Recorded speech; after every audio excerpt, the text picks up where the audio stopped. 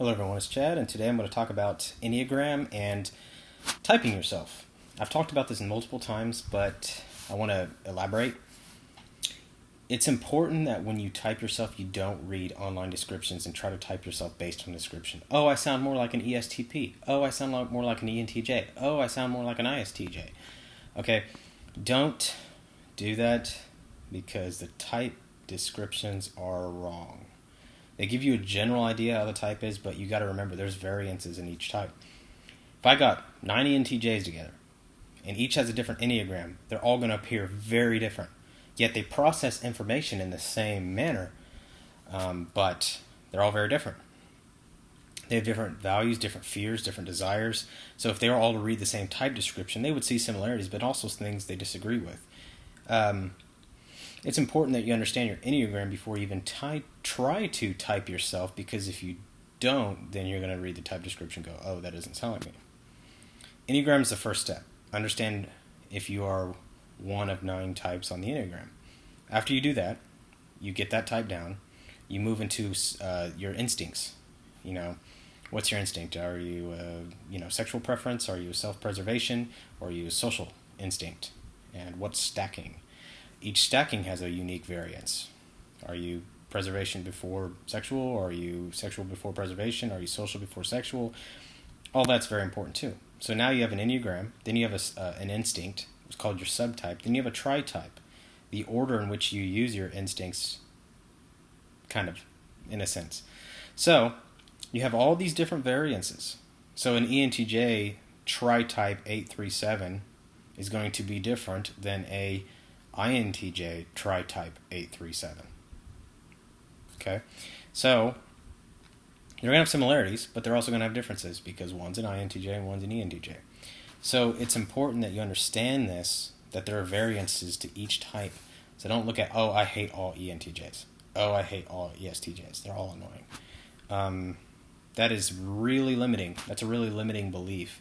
Naturally, you may have a type that you don't get along with very well. I call it your enemy type. That's my own words, my own choice.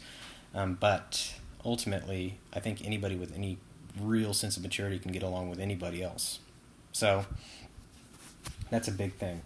Another thing is understanding that once you have an MBTI type, let me rewind.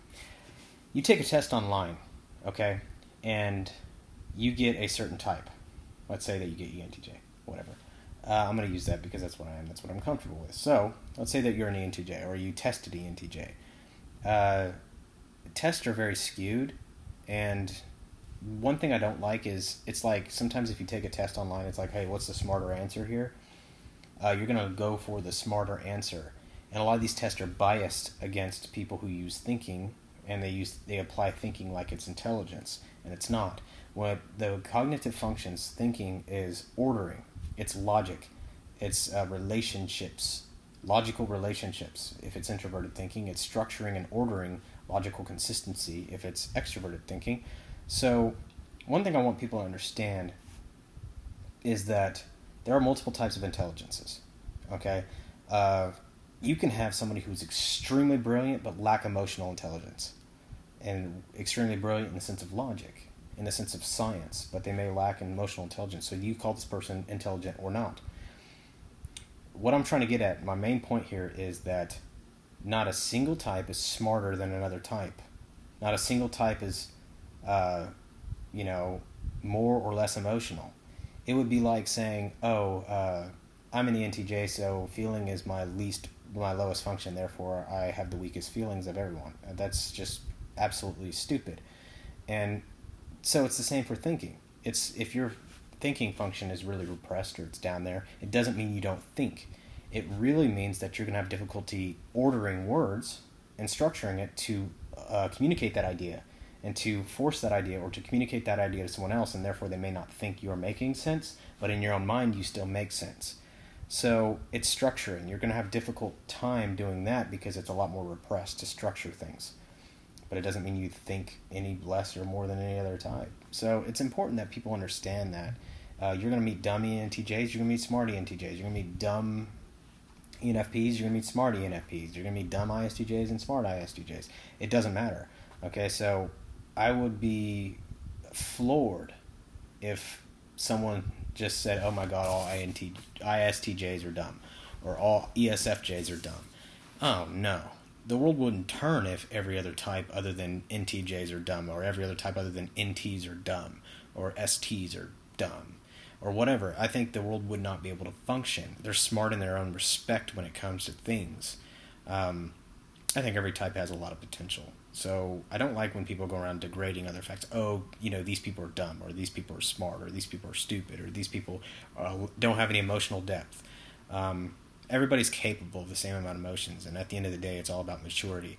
It's all about understanding variances. It's all about understanding each person and trying to get to the depths of each person. Understanding Enneagram is a big part of that.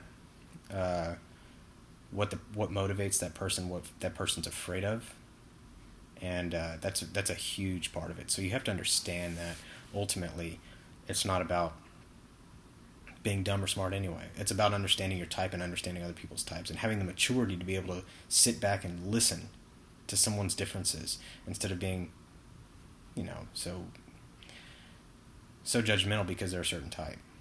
Okay, so I think it's important too to have a little bit of tact when it comes to talking to people and giving people chances, because they're a type. You're like, oh, I don't get along with the ESFJs, so all of a sudden I'm not going to talk to them. Nope, if you're an ESFJ, not talking to you. That's just stupid. Naturally, I have struggled talking to ESFJs because I don't understand them as well as I understand other types. The extroverted feeling and the introverted sensation kind of throws me off a bit. But I feel like they have plenty to contribute to the world as well in their own way. And so it's important for me to sit back and let them talk and even rant, yell, scream, chew me out, whatever they got to do. It helps me understand their type better. So ultimately, take some time, really dive down in an Enneagram, understand your Enneagram type, understand your subtype, understand your tri-type, and then also understand your MBTI type and make sure it's right. Don't go into this journey not understanding your MBTI type. If you choose to do that, then do it right. If not, seek someone who does MBTI. Seek someone who understands MBTI and have them help you. Ultimately, it is your call on who or what type you are. Naturally, I'm an intuitive, so I have gut feelings what types people are, but that can be wrong too. Intuition isn't always right. So it's important that we understand that and set that precedent. Thank you.